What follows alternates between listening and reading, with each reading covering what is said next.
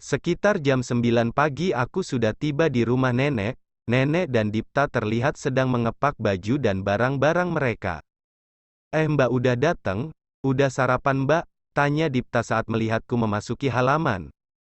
Udah, Dip, antar mbak ke rumah Tina yuk, ajakku.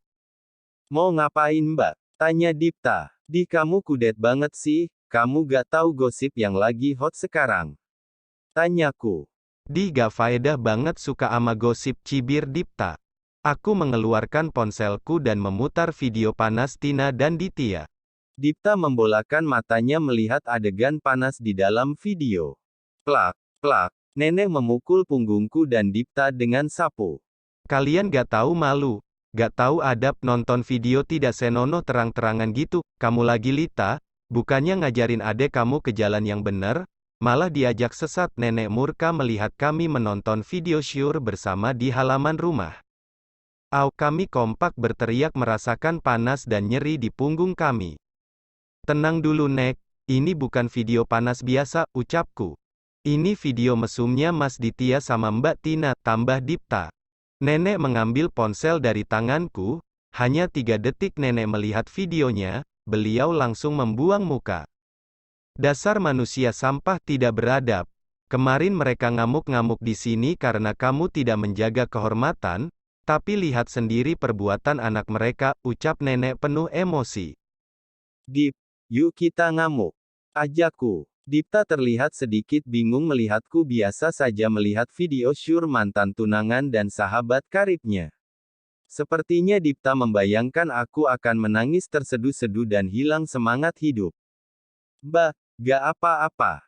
Tanya Dipta. Mbak baik-baik aja Dip, kamu tahu siapa yang video dan nyebar video itu? Tanyaku. Jangan bilang, Dipta dan nenek kompak menutup mulut mereka dengan tangan. Lita Miesa Kirania, ucapku sambil mengibaskan rambut. Mbak gue keren abis, Dipta bertepuk tangan bangga. Kemana aja baru sadar, cibirku.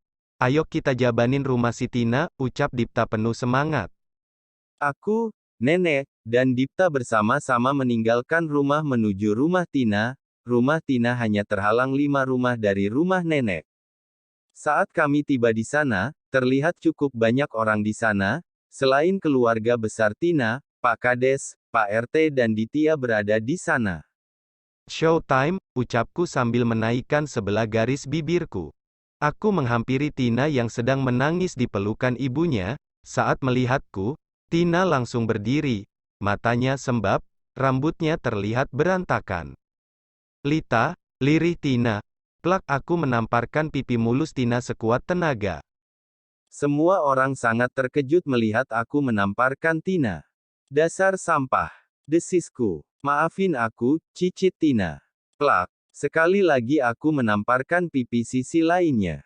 Lita tenanglah, Ditya mendekati kami. Baf. Aku menonjok wajah Ditya tepat di hidungnya, darah berhamburan dari hidung Ditya. Tidak puas hanya memukul wajahnya, aku juga memukul tepat di ulu hatinya, lalu membanting tubuhnya ke lantai. Dipta pemegang sabuk hitam karate dan dia pernah beberapa kali mengajariku teknik-teknik karate agar aku bisa menjaga diri sendiri. Ditya terkapar diiringi jeritan dari orang-orang di sana, namun mereka tidak ada yang berani menghalangiku. Mereka sangat paham, aku pasti merasa sangat dikhianati oleh tunangan dan sahabat karibku. Belum puas melihat Ditya menderita, aku menghampirinya dan menghadiahkan beberapa bogem mentah untuknya. Aku menyalurkan semua rasa sakit di hatiku melalui pukulan-pukulan itu. Brengsek kau, kemarin keluargamu mengamuk di rumahku karena aku mengaku telah diperkosa, tapi lihat sendiri kelakuan bejatmu, raungku sambil terus memukuli Ditya. Dipta dan Pak Kades menahan tanganku melihat Ditya sudah hampir sekarat. Istighfar mbak, istighfar, ucap Dipta sambil memelukku. Para tetangga sudah berkumpul di rumah Tina karena mendengar suara keributan. Mereka saling berbisik melihat aku yang mengamuk dan Ditya yang sudah hampir sekarat. Beberapa orang mengeluarkan ponsel dan memberitahu yang lain mengenai video syur yang sedang menjadi hot trending. Pandangan warga kampung berubah menjadi tatapan nyinyir dan jijik melihat Tina dan Ditya. namun saat mereka melihatku, pandangan mereka berubah menjadi tatapan kasihan. Semua warga kampung tahu aku berpacaran dengan Ditya sudah hampir 4 tahun, warga juga tahu bagaimana aku bersahabat dari kecil dengan Tina, mereka pasti akan mengutuk perbuatan Tina dan Ditya karena telah tega mengkhianatiku. Sandiwara playing victim-ku berhasil, kekehku dalam hati. Jika dipikir-pikir, aku tidak sepenuhnya playing victim, aku memang korban di sini, aku adalah orang yang paling dirugikan. Sesuai dengan hukum adat di desa ini, muda-mudi yang tertangkap basah berzina harus diarak keliling kampung dan dinikahkan. Sekarang juga putus Pak Kades. Memang begitulah hukum adat di kampung kami, dan hingga saat ini kami masih melestarikannya.